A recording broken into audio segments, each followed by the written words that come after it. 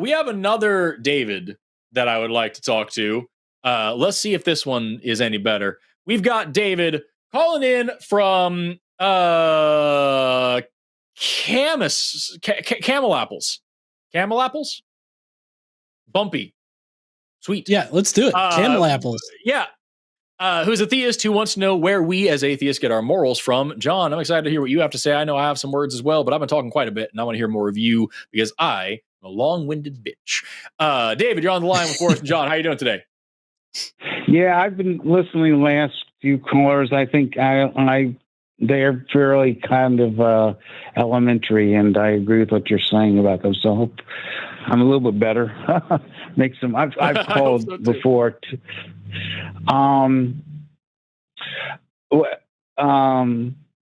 I wanted to say I have watched your arguments, Forrest, on the against creationists. I won't say who, and you really do make some good points. So you do know a lot about science.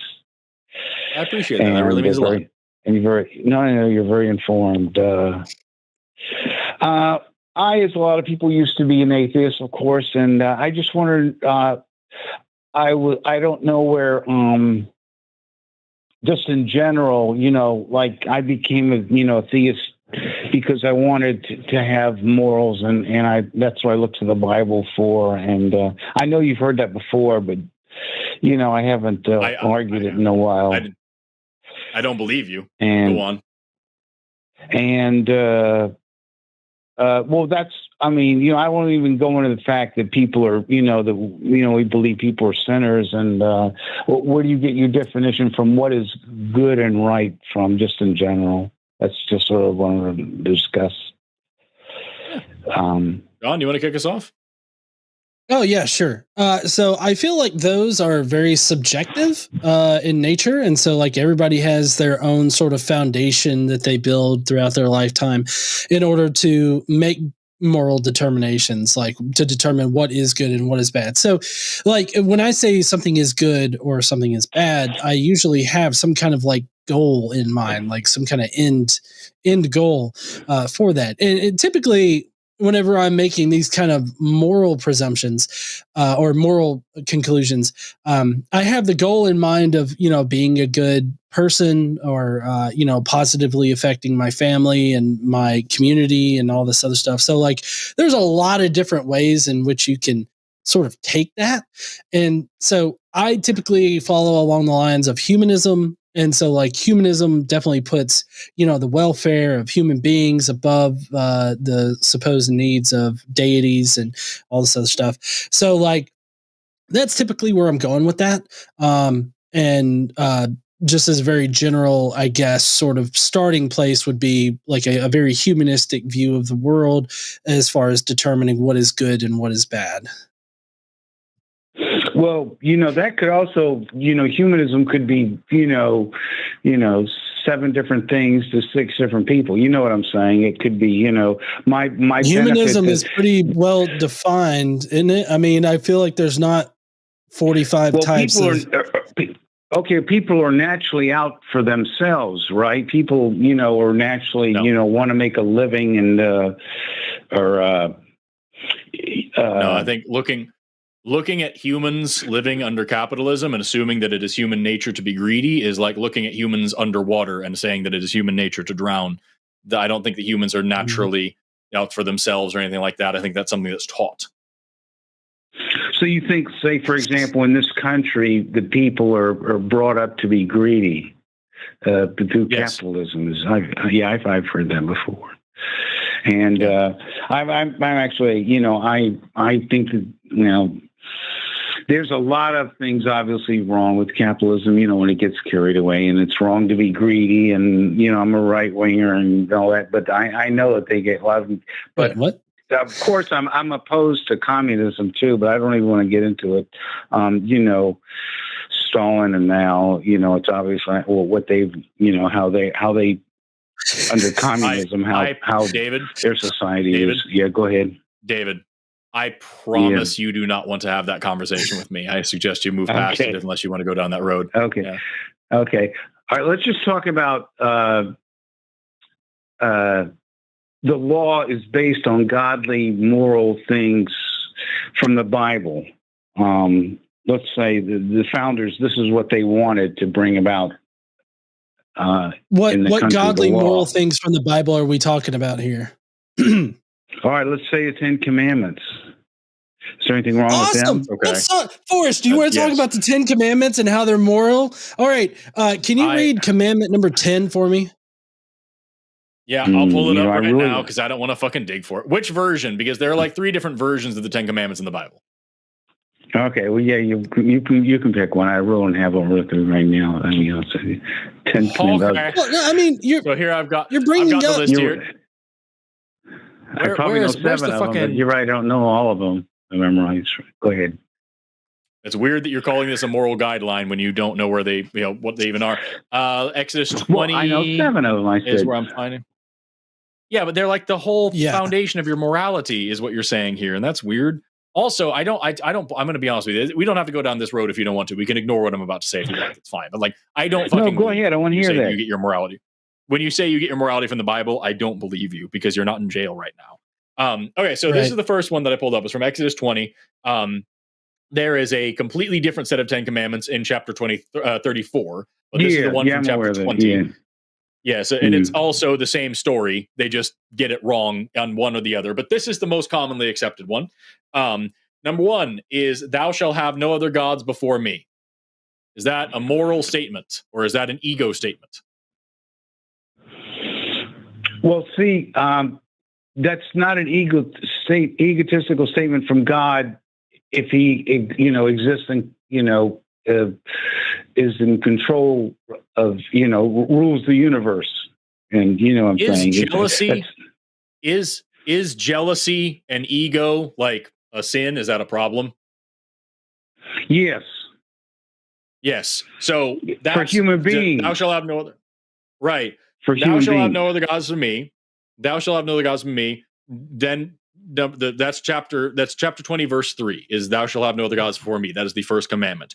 Chapter 20 verse 5. So the same chapter, just 2 lines down, says, thou shalt not bow down thyself for them nor serve them, for I, the Lord thy God, am a jealous God, visiting iniquity upon the fathers and children unto the 3rd and 4th generation of them that hate me. So God says, I am jealous, and if you pray to any other gods, I will punish you and your children and your grandchildren. Is that moral or is that ego? Okay, when God is jealous, it's for a good reason and it's appropriate. And I that's a good question. So it's not a sin when God does the sin. No, see, God can't sin. See, you're absolutely right. You are correct. God can't sin because the definition of sin is going against God. God can do whatever the fuck he wants because God is lawful neutral. He is only beholden to himself. Yeah, in a way. Which means, David, you do not have objective morality. You have subjective morality. Your morality is based on whatever God feels at the time, is God's subjective opinion. You have no objective standard for morality. It is just whatever God thinks is right at any given moment. Well, you could say that most people have subjective morality of some kind, so they get their morality from their, environment or whatever but that doesn't get you out of the mind that you're in, David. Well, if you want to call it that, I'll grant you that. I'll grant you that a believer should go by what God says, whether he feels it's right or wrong. Yes. Oh, I'm so glad that you're saying that right now. Can we, Forrest, do you mind if we fast forward through the 10 Commandments real quick? By all means. Yeah. All right. So, I'm glad that can you repeat that one more time there, David? Humans, in other words, humans have a distorted view of morality. That's what human nature is. Okay. I'm sorry. I was really just looking for you to repeat the fact that we should follow what God commands, because that is good. Yeah, right? Yeah, that's ideally, but nobody does the ideal thing. Right. Okay, great. He does the ideal thing. Exodus 20:17. You shall not covet your neighbor's house. You shall not covet your neighbor's wife or woman, technically in the Hebrew there. You shall not, male or female slave, ox, donkey, or anything that belongs to your neighbor. Are you married, just by chance? No. No? Okay. Sorry, if you were no. married, would you consider your wife to be your property?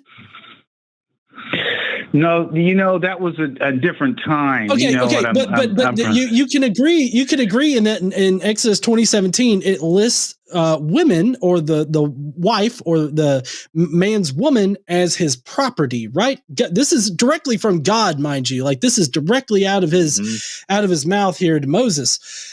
God said that women are the property of men, correct? Yeah. Okay. Yeah. Do you think that's a good statement to make? Okay. I could It's go yes on or to no say answer. I could go on to say that's a different dispensation, as you know. It's a different kind of. This is directly from God. Do you? Let me ask you this: is God the same in the past as He is in the present, as He will be in the future? Right. Yes. Correct. Yes, He is. That's correct. So this is God. Right. This is God talking to Moses in the Bible. God tells Moses, women are property. Also, it's okay to own other people as property, like in addition to women in general. So you think that these are good and moral things to implement in a society? Well, yeah, I'm sure I could look up No, I don't have the answer for that one. That's a good point. Oh my God! So let me recap this real quick, David. Let me recap this. So we started off with you saying that the founders of America or the United States, they thought that the Bible embodied good morals directly from God, and that's why they built America off of that understanding. But when we get to this part, you're saying, oh, I can't really answer that as far as Exodus 20:17 and the fact that the entirety of the Bible paints women as property of men, as well as the ability to own slaves, which incidentally is part of America's founding, even though we don't actually implement that anymore. But somehow it's still good, and you just don't have an answer for it.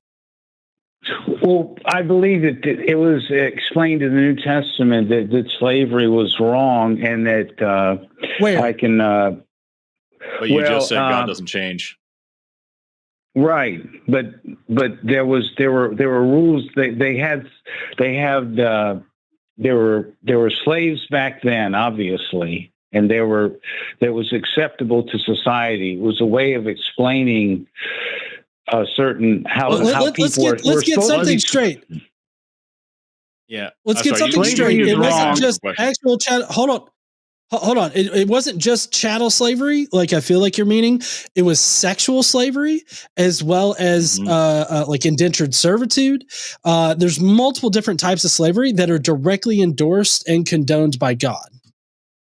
Yeah. And the thing is, man, like what I don't think that you think slavery is good. You don't have to sit here and clarify that you think slavery is bad. I give you the benefit of the doubt, assuming that you're a decent person, right? But the issue is, the issue is, like you just said, God doesn't change, and you said that it's acceptable at the time. It was just a timely thing. Do you think that eating pork was acceptable at a time? Yeah, that's certain. Well, it's actually acceptable, as you know, under the New Testament now, right? Right, but that's Peter, the thing, man, is that God, it was acceptable to eat pork. It was acceptable to trim your beard. It was acceptable to wear garments of mixed fabrics. It was acceptable to eat shrimp. It was acceptable to touch the skin of a dead pig. It was acceptable to work on the Sabbath. It was acceptable to do all sorts of things. And God was very fucking clear not to do any of that stuff. But he couldn't find the fucking time to be like, hey, don't rape people and don't own people as farming equipment and don't beat your kids and he couldn't do any of that. He had 10 commandments to work with. And we go back and we look at them. It is the first 4, if I remember correctly. Yes, the first 4 commandments. So almost 50%, 40% of his time in these 10 big rules for life are all about him. Suck my dick properly is the 40% of this fucking 10 commandments. And then for the last 60%, it's totally normal shit. Honor your parents, which isn't always a good commandment. Don't kill. Into that, except for the fact that he commands people to kill all the fucking time. Don't lie. Sure, I'm into that, except for sometimes that's also good. And then you get don't covet your neighbor's property, which includes slaves and women. And like, that sucks. He could have used the first 4 to say don't own slaves, to say don't beat people, to say don't rape people, to say don't be pedophiles, to say don't do genocide, to say anything, to say fucking don't make another goddamn Fast and Furious movie, anything. He could have done a million things that would have been very helpful. But instead, he was like, listen, y'all, I need you to be nice to me because I'm very jealous and I will torture you and your family if you're mean to me. Does that sound like a powerful God, like a loving God, like a God worthy of worship? Anything? Yeah, I'm sure you've asked, other Christians about the slavery thing, and I don't know what their answer is. I guess it has. Do you remember what they said to you about this? I'm sure you asked other people who know the New Testament. Go ahead, David. I'm going to answer your question. But I'm also going to hold you to the question that I just asked you. So to answer your question, and that's only because I like you, David. I like you. You and I we're buddies right now. You're the first caller that hasn't made me extremely upset today. So I have talked to Christians about this, and generally speaking, what they try to do is that they try to say that slavery in the Bible is different than what we think of slavery here in America, when it very obviously is not.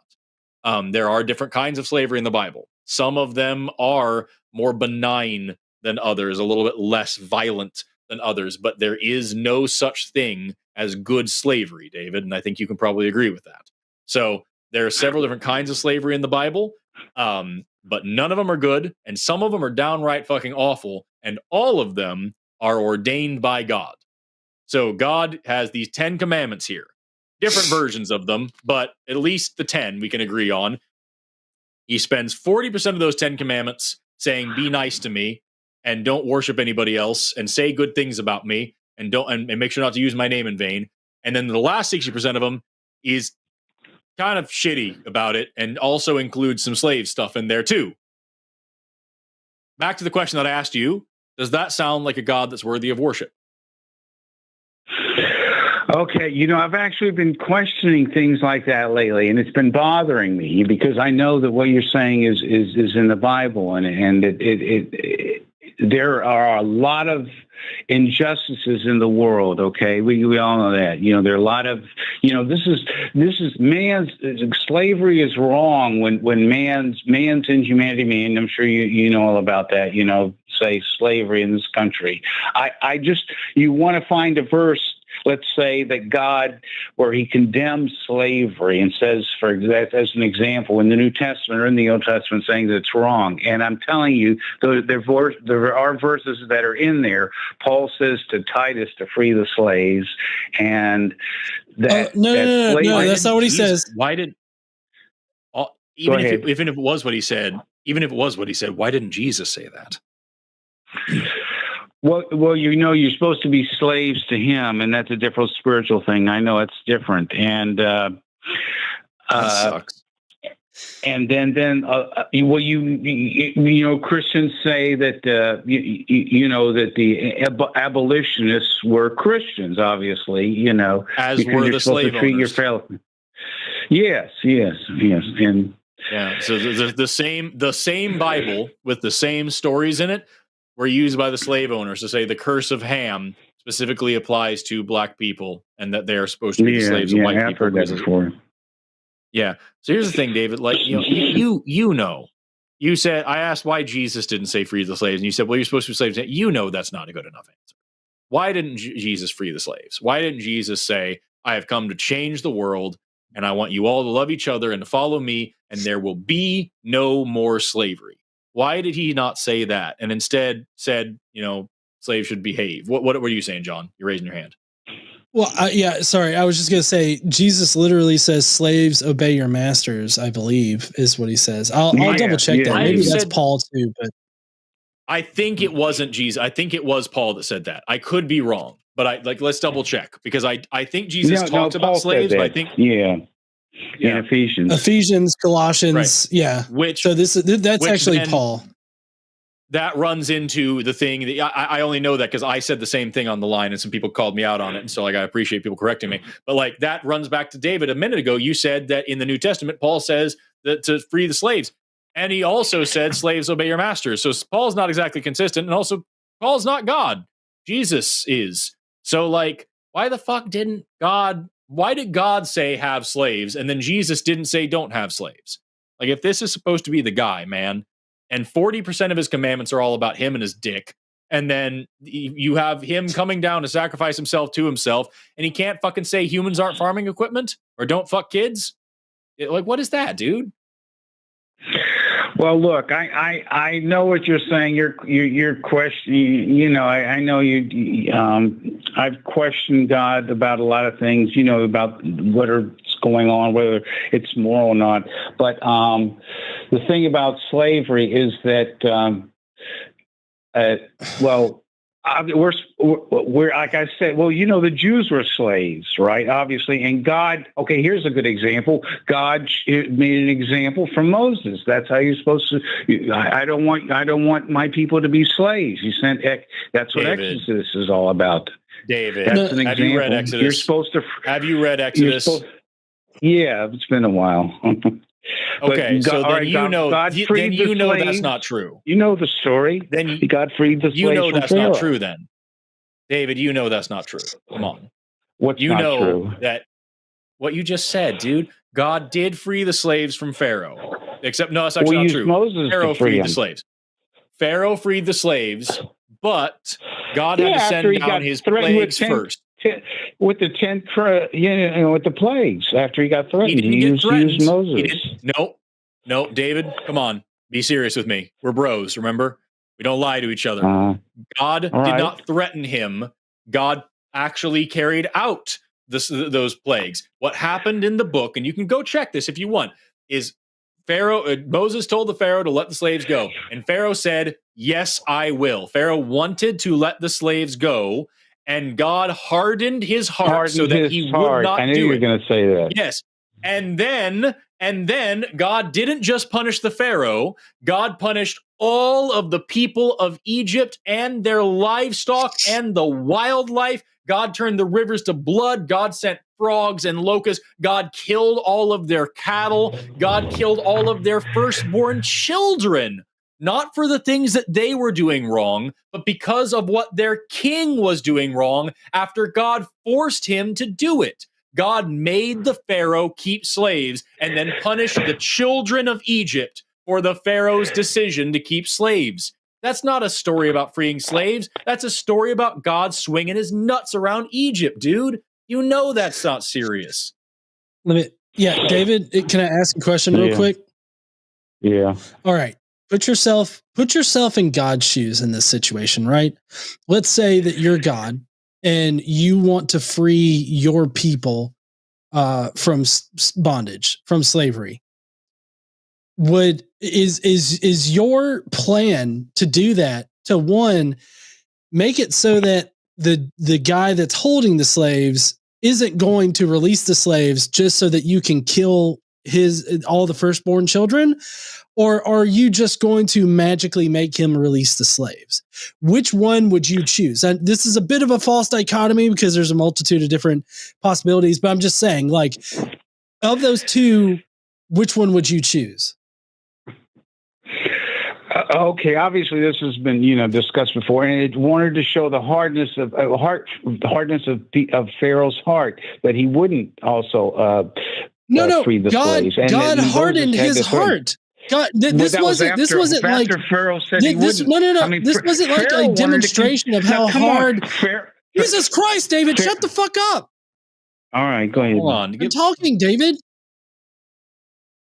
This isn't like, Pharaoh's heart is hardened and isn't letting these people go. This is God hardened his heart so that he wouldn't let them go, just so that he could kill all the firstborn children of the Egyptians. So, like, this isn't like a demonstration of anything other than God has this very elaborate plan to kill children. And I'm asking you, which would you choose? Would you create a situation where you have to kill a whole bunch of children? Or would you just rectify the situation without the need for killing children? This is a very simple question. Okay, do you believe that people have free will? Or some kind of my God. will? David. Can you answer my question? David, answer his question, man. Don't do this. You're better than this. Okay, you're saying God should magically do it without having to, go through the hail and the is God all powerful? The blood. Yeah, is God all powerful? He's all powerful. But okay, like you said, he's all powerful, so he can definitely accomplish. Hey, no, David, I'm sorry, you're saying stupid things, and so I've got to interrupt.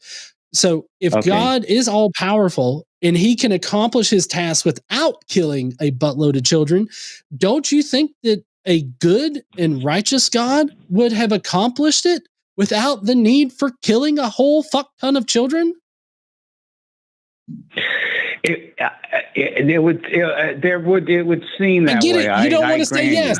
You don't want to say yes. I get it. You don't want to say yes because it makes God look bad, right?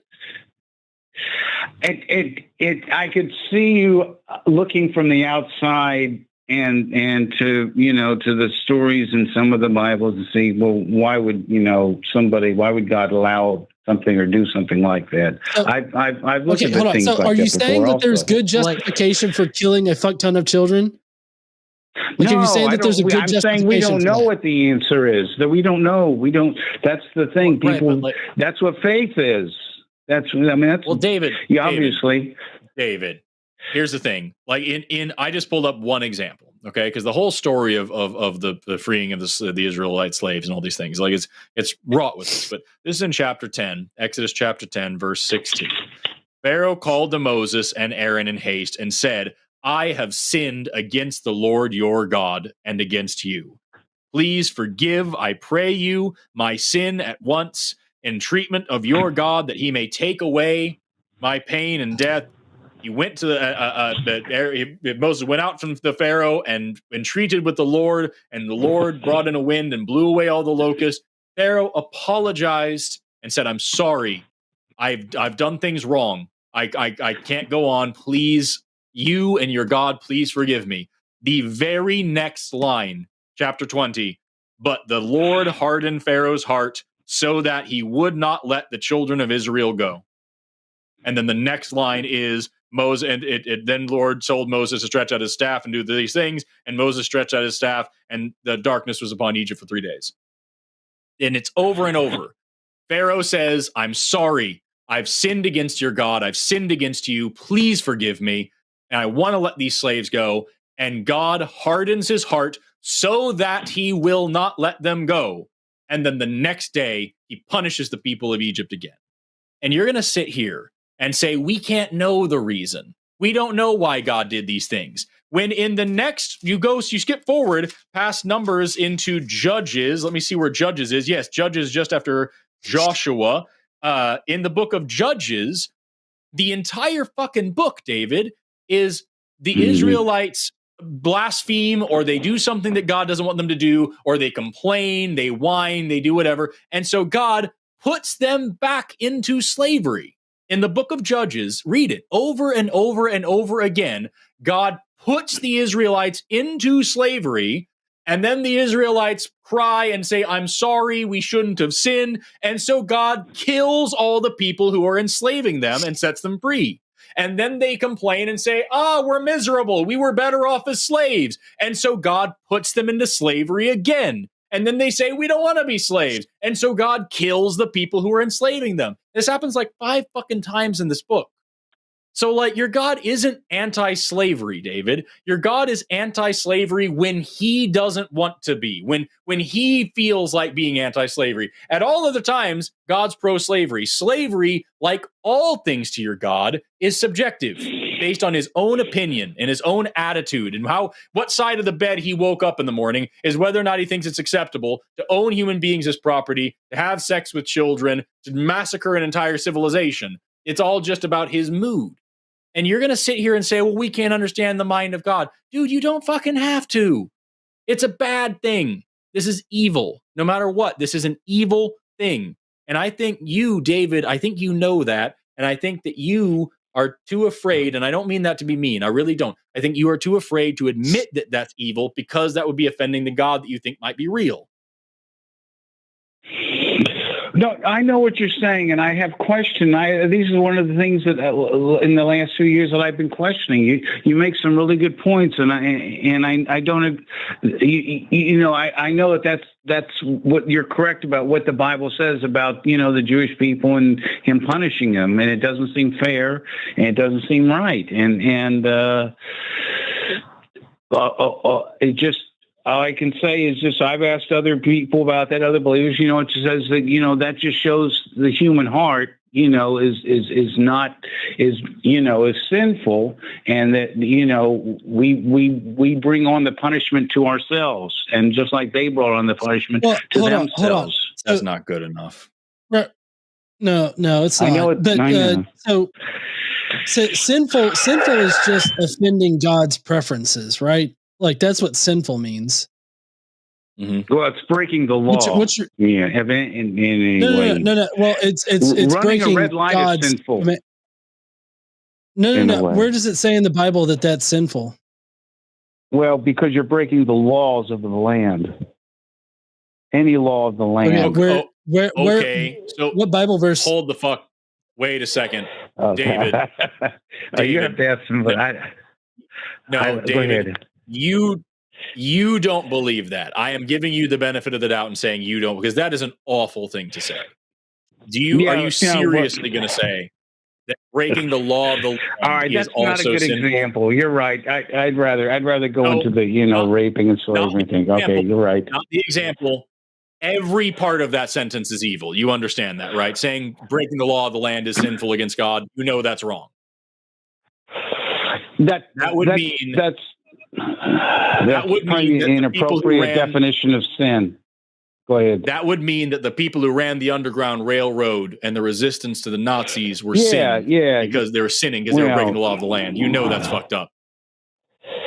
Well, rape and murder, obviously, and stealing are against the law. I'm just saying law in general. I'm sure that's not against. Or when they weren't.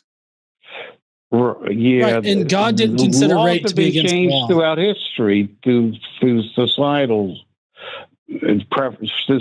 norms, obviously, right? Some things that were legal. Well, according to you, God changed His own laws, right?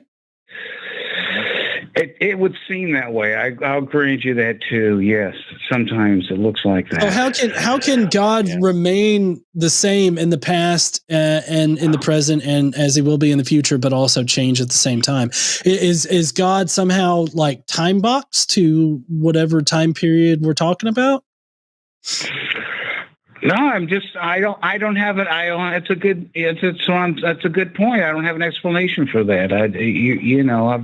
So, okay, listen, David, this is what I'm getting out of this call. What? David, this is what I'm getting out of this call is that you have questions about God's conclusions here, moral conclusions and laws that He's made in the Bible. You have questions about them, but at the same time, you're saying that we shouldn't question them. Are you saying that we shouldn't question them and that it's just faith?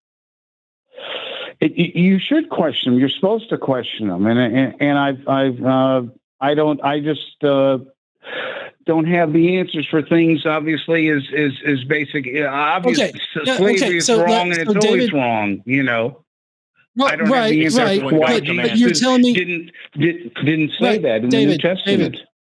David, but I'm in a weird position because I don't find it to be that hard of a decision to say that raping a woman is wrong or that killing a child is wrong. These are not controversial decisions. And I get the feeling that Forrest is in agreement here. The topics that we're talking about are not this is such a morally complex issue. It's literally, should God kill children? That's one. Should God command the raping of women and small girls? these are not hard moral like decisions to make here, David. They simply aren't. Do you think that it's a hard moral decision to make whether or not to order people to kill children or to rape little girls? But the point is about the more. It's a spiritual. No, you law. answer that question. You answer that question, David. Don't you dare run away from that question. You answer that question. Okay, and is it obviously wrong to go ahead morally? Yeah, some things that seem to be obviously morally wrong are wrong. Right? Yeah, I agree with that. Yeah, and yeah, man. Which means to me, David, which means to me that you are a better person than the God that you believe in. If you can say it is obviously morally wrong to own it's slaves obvious or to somebody rape children, controls the universe, and you know the definition of God. You know, it's all powerful. He does things that don't seem in man's ways. David, his ways are right, David, no matter. David, I know there's I'm sorry a to interrupt you so much, that. but Go ahead. I swear to fuck, I've heard this so many times. I don't mean to interrupt you, but I promise you're not getting anywhere with that shit. You're not getting anywhere with that shit. I love you too much to let you continue on with it because you know it's bullshit. That is, David, that is what we call an everlasting thought stopper. It is meaning that you are not participating in the act of thinking. You are using that to quit thinking, and I don't want you to do that shit, man. I love you too much to let you do it. I want you to think about it for one fucking second, all right? Seriously think. I've been thinking about that lately. It bothers me. There, David, answer me this, and answer me honestly. Tell me true. Tell me straight. Is there ever, any, ever, forever, no matter what, ever, any reason and any reason ever a reason when slavery is acceptable? Yes or no? See, now that's a difficult question. No, it goddamn isn't, David. No, no, it is not. This is not a difficult question. There's no good reason to have another person as a slave. Okay, human slavery is always wrong. Yes. Okay. I'm getting good. Then why does then why does you God are now order in a it? position? Why not does even God why? condone Not even why? it? Is that what you're asking? Yeah, no, not even that. Not even that. That's too much. Not even why. That you acknowledge that he does. God does actually tell people to keep slaves. He tells you exactly how to do it. Yes, and he tells here's where you're David at, David. to go out and kill people. King David, here's where you're in at, the Bible. David. You agree with me. You agree with John and I that slavery is always wrong all the time, no matter what. Period. End of discussion. There are no ifs, ands, buts, maybes, excepts, none of it. Yeah, sure. Yes, absolutely. Because we're not talking about any other shit, right? We're talking about human beings. Right. Owning another human being as property and beating them and passing them down to your children. It is awful. It is always bad. No ifs, ands, buts, maybes, excepts, nothing. It is always wrong forever, period. And then here's the second thing. God said do slavery.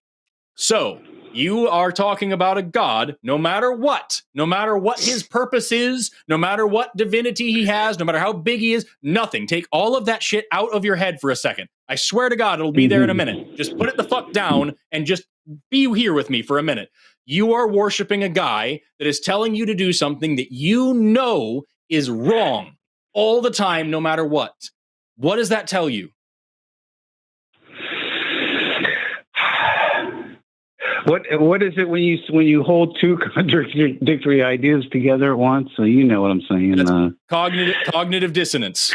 Cognitive dissonance, and it hurts. I'll plead to that. Yes, David. I love you, man. I want you to be here with me right now. I want you to just for real.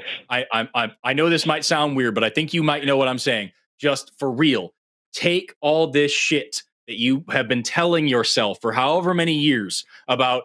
Well, God has mysterious ways, or God works in this, and we can't understand this or that, or it's a relativity and different times, and all of that shit, all of these fucking thought stoppers, just put them down for 1 second. They're going to be right there when we're done with this call, waiting for you to fucking just triple you even further. Just put them down for a second and just be serious with you and me. Just us, man. Two bros right here. Just be serious. You're talking about a guy that you think is real. God is real, and he tells you to do something that you know is evil. Is that good for you? Is that good enough for you? See, I'll admit I'm having those are one of the qualms that I'm having with. Yes, it's I don't know how to answer that right now. I don't know what to say that right now. That's David. A lot of people, I think, have problems with that. They do. They do, David, and that's why I'm talking to you about it, because what you're feeling right now is the thing that I am fighting against. That fear you're feeling right now, you know the answer, David. You fucking know. And I'm not pulling the bullshit about people who say like, oh, you know that God's real. No, I fucking believe in you, David. You know that this is evil. You know that when God tells the people to go kill everybody in the town but keep all the virgin girls for themselves, you know what the fuck he meant, and you know that's evil. When God says to go kill all these people, including all of their infants and babies and cattle, you know that's fucking evil. When God says to own slaves, you know that's fucking evil. You know it's evil, but you're convincing yourself. I think you're honest when you're saying, I don't know what to say about this. What you mean is you can't fucking say it because you're scared of the implication of it. And I want you to just spend the rest of your fucking night, man, just staring yourself and your God in the face and knowing that you are making yourself, you're bending yourself into a fucking moral pretzel, dude, doing things believing things that you would never, ever, ever allow anybody else to believe, that you would never allow yourself to believe because you believe in this monster in the sky. And I'm telling you, man, even if that monster is real, you don't owe it your allegiance, and its sins far outweigh yours. And it has no fucking right to judge you or to take away your humanity. You, David, are a better person than this God. And as soon as you let go of that fear, I think you'll be able to find out that this God isn't real in the first place. It's a boogeyman. And it's got you so fucking scared and choked up, you're believing in horrible shit. And I love you too much to let you keep doing that, David. Well, yeah, I appreciate what you're saying, and I've been having obviously, doubts, and That's a good thing. Those doubts are you being a good person, David. That's your humanity breaking through, brother.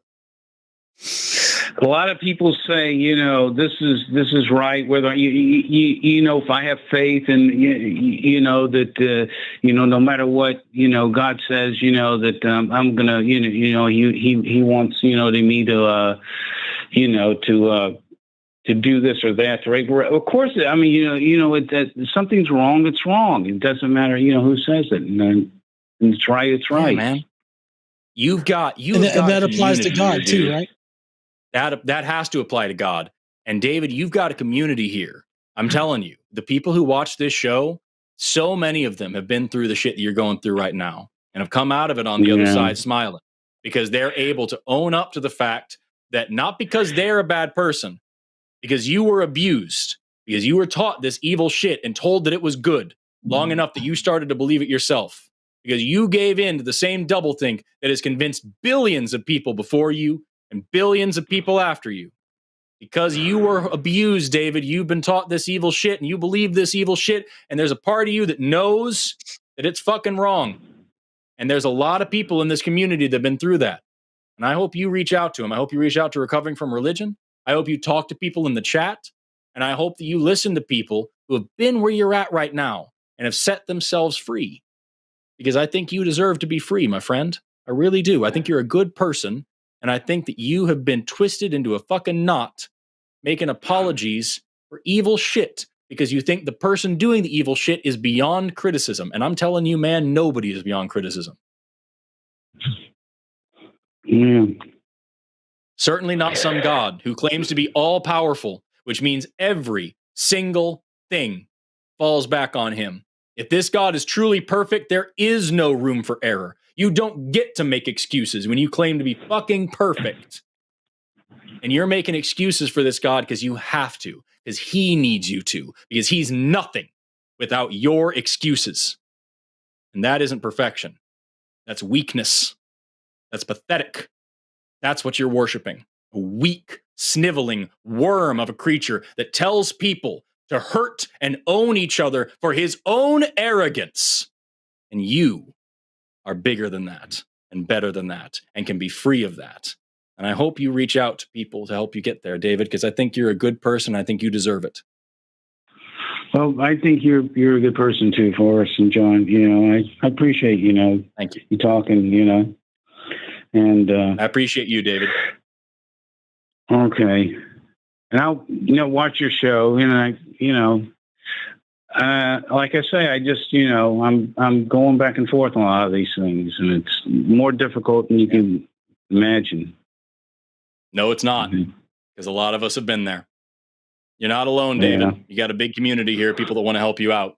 So I hope you keep calling back and keep talking to us about this. Okay. And I hope you get engaged in the comment section as well. And no, there's going to be a lot of people that have a lot of different emotions, and some of them are going to be nice, some of them are not. But you got to brave that storm, brother, because I think you're worth it. Okay. Well, all right. Anyway, thanks for your time. Talk to you later. All right. Bye-bye, David. Good dude, David. Good dude. Good dude trapped in a bad religion. Yeah. I think that ended on a pretty good note there, which was a totally different direction than I was going with it. I was kind of being a little bit of a dick about it, but no, you have a right to, because it is frustrating. Yeah, I mean, it really kind of grinds my gears whenever somebody is, saying that, like, well, God's laws are the most morally just laws, or that, there's like good morals that are wrapped up in the Bible. Like, that really kind of gets to me. Yeah, no, and I get it. If David hadn't been at least honest enough to say that he was having problems with it, I would have been a dick too. I would have torn him apart. But like the fact that he was at least honest enough, and that's what we were talking about earlier. We were talking about callers that we want. Like, I don't expect David to know everything about everything. I expect David to be honest and say, fuck, this actually kind of sucks. And I don't know why I believe this, but I do. Like, that's so much of a better answer than just quoting some other scripture or some other shit, man. Yeah, no, I totally agree about that. Thanks for watching that clip. Hey, we're trying to do some data research about whether or not our callers successfully proved that God existed. If they didn't, don't forget to like and subscribe. That's how we know they failed. But if you don't like and subscribe, you're saying that they succeeded. So you're saying that by liking and subscribing, you will be affirming that you are an atheist. Hey, what else should they do? I don't know. Maybe go to patreon.com/calltheline and donate some of their hard-earned money. Like and subscribe.